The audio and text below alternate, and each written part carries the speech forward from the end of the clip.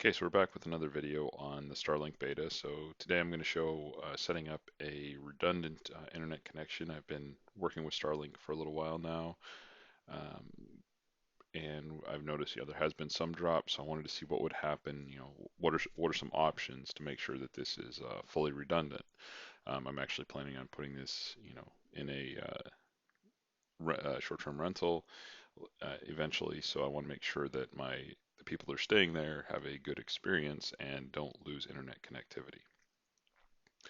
So let's go ahead and jump into kind of how I set this up. So here's a quick agenda. So why does this matter? We'll talk a little bit more about that. I'll show the design, the bill of materials, the things that I use. There's obviously a lot of different ways to do this, but this is kind of how I chose to do it.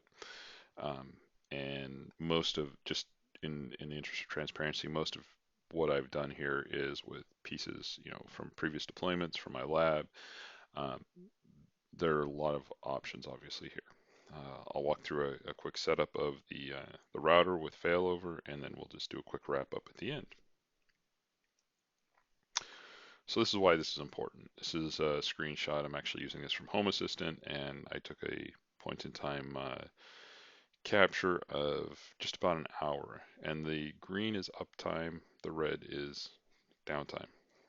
And this is running a ping test about every 1 second. So you can see that Starlink by itself, while it does well and the drops are fairly minimal, um, there's enough times there where, there's a 30 seconds of downtime, and this is actually getting better and better. So for what I'm trying to accomplish, redundant internet became relatively important. And so it's just something to think about, how important is this to you? Is it something that is worth spending money? Um, so we'll talk about how we're going to set this up. In my case, I'm going to use a cellular backup connection, and this is an existing SIM that I have from an iPad. We're actually going to be throwing it into an LTE modem router from Netgear that I'll explain in a little bit, and we're using that to make sure that this stays up. I happen to have good signal with T-Mobile where this will be going eventually. So that made sense for me. It also doesn't cost me anything extra because it's an existing connection. I'm not sure if that'll be the long-term solution, but it's just something to consider is if you do have good cellular connection, this won't use a ton of bandwidth, maybe a few gigs a month, but it does give you that full functionality. Obviously, you wouldn't want to be streaming 4K Netflix on this cellular connection, but if it's just as a backup, you should be fine. So super simple design, to be perfectly honest with you. And I'm showing kind of my network. So if you'll notice, I have Starlink connected to the internet, and then I have the cellular hotspot. And then within that Starlink network, I'm actually using a firewall and router. And in this case, I'll show the bill of materials, but I'm actually going to use a Ubiquiti Edge Router X. And that's something that was left over from a very early deployment when I was first getting beyond just the consumer grade home networking equipment. And this does dual WAN failover. It has a lot more advanced options, and at the time was inexpensive. I'll show you in the bill of materials. Price has gone up a bit, but it's still, I believe, is well worth it for this type of a project. Everyone's going to have to decide how much they want to put into this from a cost perspective and what makes sense. I've also connected a Ubiquiti Amplify uh, wireless access point in bridge mode. Um, again, left over from a previous deployment, and it's been spotty, so I've been using it in the lab only. And so I just use it for that. Nothing fancy. I'm just using it for wireless access at the moment. And then, of course, I'm using my Home Assistant that I've been using to kind of run some of these tests. And I'm also going to be eventually this will be used uh, for monitoring the internet and also doing some home automation locally at the site. I'm not really a huge fan of home automation in the cloud. There's a lot of latency, and it's just not necessarily my favorite solution. I prefer to have the offline, a little more privacy, things like that. So really big fan of Home Assistant, and really something, as you're getting into this, especially with, if your internet connection is spotty, might be something to take a look at. It is an open source project that's developed by a lot of volunteers, so very appreciative of that. So here's the bill of materials. Basically this is just what I used. Isn't what you, this isn't required. There's a lot of different ways to do this, but I'm just showing kind of a simple deployment. So the Edge router, honestly, I think I paid right around $50. I also believe that I bought it about 3 or 4 years ago, and I bought it off of Amazon. Just in the interest of disclosure, any Amazon link that I have here, I do get a small kickback from Amazon. There is no additional cost to you. I just get an advertising subsidy or something. It just helps me to cover some of the costs of some of this testing. Also, if you can use it, if not, no hard feelings. The LTE broadband modem. So I talked to a friend, and he suggested that I look at the warehouse for a used one on Amazon. So that's actually what I did here. I did not spend the $109.99, but that was very helpful. Got my cost down pretty much in half. So, and the reason I chose this one is this actually does not have wireless in it. This is actually LTE with a Ethernet out, and that's what I was looking for. I had actually, when I initially started testing this, I had been testing it using a Google Pixel 2, and then going from there, hotspotting from there to a Raspberry Pi 3, and then from the Raspberry Pi 3, Ethernet uh, to the router, and that worked. It, however, did not really, there was a lot of hops. There was a lot of places where I could make a mistake, and it required setting up the Raspberry Pi in bridge mode so that it would bridge the wireless to the Ethernet. And the cost of putting an LTE hat on was greater than just buying this little broadband modem. So the modem made more sense. And then, of course, this Amplify HD mesh router. You can literally use anything as long as it puts out wireless. I could have went with, I have some TP-Link extenders that I can use. I have some a travel router. This just happened to work out well for me. But literally anything will work. So at this point, we're going to go ahead and move over to the demo, and I'll kind of walk through the steps of what I'm going to do first, and then we'll actually get into the demo.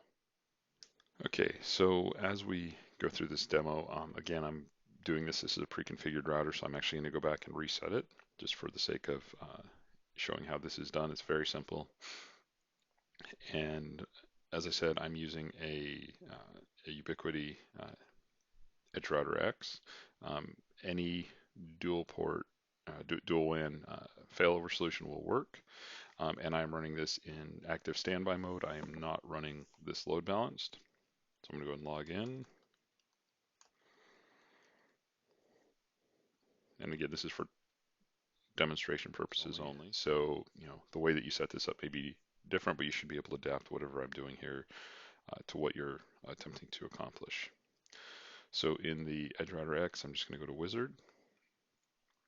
And in this case, I want to go to load balancing. There's a lot of different options here. This is just how I happen to choose to do it. To the diagram for a moment. ETH0 is going to be my Starlink connection. ETH1 is going to be my cellular hotspot. And then ETH2 through 4, because there's 5 ports total and it starts with 0, is going to be for the wireless and the home assistant and the rest of the internal network. So let's go ahead and jump back to the screen. So this will be Starlink here. This will be the cellular connection, in my case T-Mobile. Now, fairly important thing, I do want to make sure that this is set to failover only. I do not want traffic going through both interfaces, or I'm going to consume more cellular bandwidth, and in this case Starlink is going to be faster and probably even lower latency potentially. So now I'm going to come here. I do want this to be switch 0. In my case, we can just go ahead and leave. I'm going to actually change this one.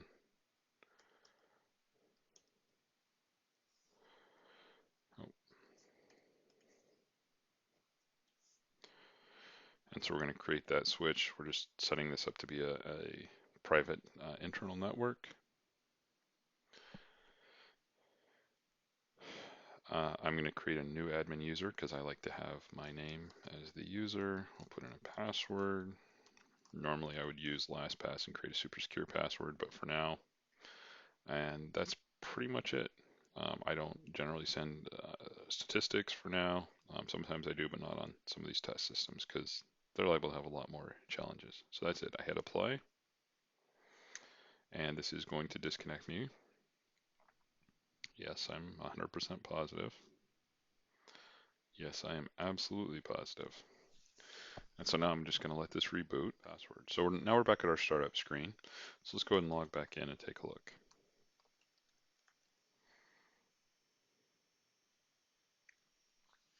And there are going to be a couple of other things that I'm going to want to do. So let's take a look at our dashboard. So that is a Starlink IP address. That is the IP address that gets handed out from my the broadband router. I just left the defaults. Normally I would go in there and change the network to something else, but for now this works. And I can see that a majority of my traffic, so red will be the Starlink traffic, ETH0. Orange will be the LTE traffic. So most of, let's uncheck, and purple, I'm sorry, purple will be the local internal traffic. So let's just uncheck the purple for a moment. And so we'll notice that there's a little bit of traffic going through the LTE, but a majority was going through Starlink. So let's go ahead and make a couple of changes real quick. So now we're going to need to SSH in. We're going to into the router itself.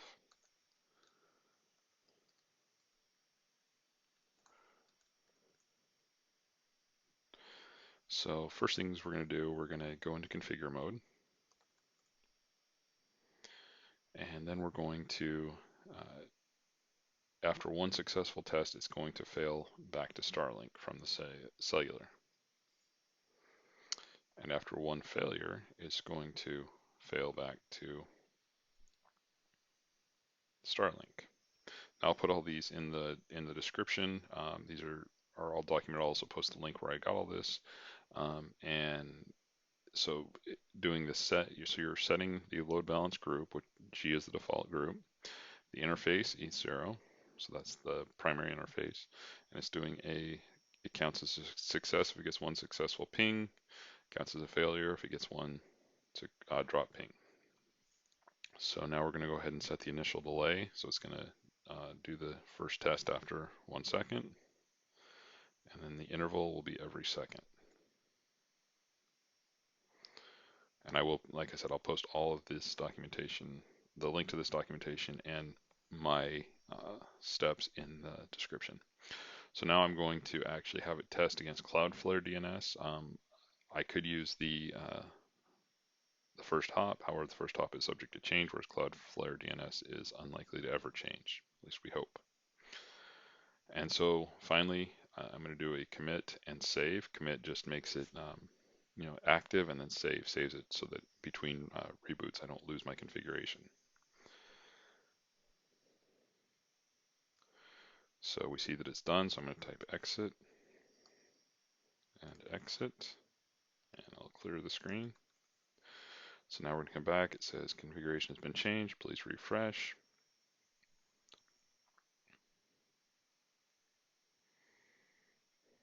And so that's it. And so you'll notice, again, a majority of our traffic is flowing through Starlink. We'll occasionally get some light traffic through the cellular, but a great, by and large, majority is running through Starlink.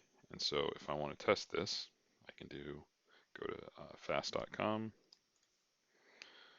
and let's go ahead and run a test. So now we can see we're getting a test, and we start to see some traffic going, and we can see that we're now transmitting through Starlink. So we're actually pushing some traffic. And there we go. So we're getting some good speeds, and we're really pushing that data so we can actually live monitor. So that's another nice part about some of these more advanced routers is they'll actually give you some live monitoring of your traffic, and it allows you to see what's happening. And so I can now confirm that yes, I'm actually getting some decent speeds. So this shows, a dual redundant WAN solution. Yes, there is a little bit of cost involved, of course. That is going to be the nature of these types of solutions. Your mileage may vary, and it just depends on how critical keeping your internet fully active at all times is going to be to you. So this was relatively straightforward, hopefully. So all we did was we configured the router for WAN failover, wide area network failover, which is essentially just internet. We connected our primary and secondary internet sources, and we connected our wireless access point. I did not go into detail on setting up the broadband router. It's literally walks you through a wizard, very straightforward, very simple. And again, I just want to remind you, you don't have to go with the same products that I went with. I chose these because most of it was in my lab already. Um, but I would suggest that if you're using this as a primary source of internet and you do have decent cellular connection, I would use it as a backup. Um, it, it it just makes life much simpler. Starlink is getting much more stable, and if you're using this for some people in more rural areas, it's likely that you're not going to have a lot of cellular connectivity. It's also highly likely that you're going to have a lot of you're going to be going from something that is much higher latency, much slower speeds to to having a few drops occasionally on Starlink is not going to be a huge issue. So totally understand that, but at the same time, we always like to look at things and say, how can we make something just a little bit better, get our uptime a little bit higher. And as always, because I work in enterprise technology space, I'm looking at how would we adapt this as well for either a remote employee or even a remote office branch office, especially as we're continuing to work from home. So hopefully this is helpful. Thanks for watching, and if you could hit the thumbs up, the like button, and subscribe if this is at all helpful. It helps other people find the channel.